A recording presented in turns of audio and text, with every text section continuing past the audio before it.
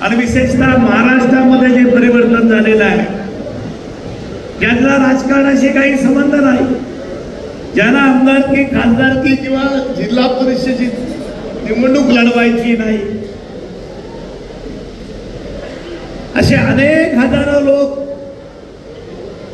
या लोकसभेच्या निवडणुकीमध्ये आपल्या बुद्धिमत्तेवर, आपल्या वक्तृत्वावर आणि सामाजिक बांधिलकी बांधून ज्यांनी काम केलं ते कराळे गुरुजी.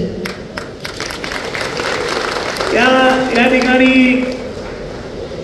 पॉलिटिकली कुठली अभिलाषा किंवा स्वार्थ नसून स्वतःच्या पैशाने, स्वतःच्या गाडीने जाऊन प्रचार आणि परिवर्तन करण्याचं काम आणि मोदी सरकार कसं चुकीचं आहे आणि मोदीचं सगळी वर्तणूक कशी चुकीची आहे हे प्रभावीपणे मांडणारे कराळे गुरुजी आज आपल्या पुढे बोलतायत.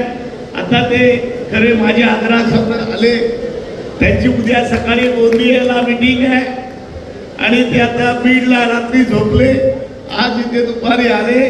मी शेतकरी कामगार पक्षातर्फे त्यांना मनापासून धन्यवाद देतो आहे.